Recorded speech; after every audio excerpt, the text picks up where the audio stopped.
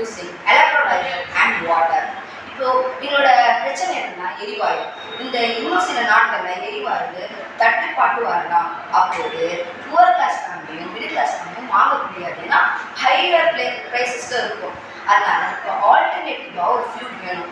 அதுக்கு நம்ம ஒரு ஃபியூல் உருவாக்கிட்டோம். அதே மாதிரி ஐடியா. இந்த ஹைட்ரஜன் ஜெனரேட்டர் எப்படி ஒர்க் ஆகுதுன்னா, இந்த ஸ்க்ரூஸில் கரண்ட் கொடுத்து அது ஹைட்ரஜன் பபிள்ஸை க்ரியேட் பண்ணும். வாட்டர்லேருந்து தனியாக எடுக்கும். அது இந்த பைப் வழியாக கொடுத்து இந்த இடத்துல பபிள்ஸ் வருது பாருங்கள், அது நம்ம சென்ஸ் பண்ணுறதுக்கு. அது மூலியமாக இங்கே வந்ததுன்னா நம்ம பேர்ன் பண்ணால் இது ஃபயர் ஆகும். அதுவும் இல்லாமல் இந்த தண்ணியில் பேக்கிங் சோடா போட்டால் தான் இந்த பபிள்ஸ்லாம் க்ரியேட் ஆகும். இதுதான் எங்களோட ப்ளூ பிரிண்ட்டு. இதுக்கு தேவையான பொருட்கள் வந்து injection tip, tube, 2 scales, SS screw, battery and wires. இதெல்லாம் வச்சாதான் நமக்கு இந்த ஹைட்ரோஜன் ஜெனரேட்டர் உருவாகும். இதோட யூசஸ் என்னன்னா, ஃபியூச்சரில் ஃபியூவல் தட்டுப்பாடு வரலாம்.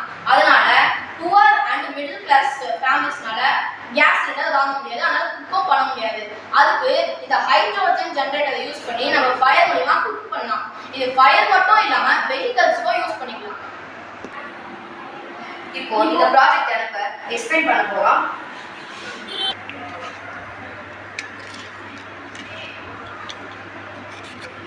இந்த பபிள்ஸுக்குள்ளே தான் ஹைட்ரஜன் இருக்குது.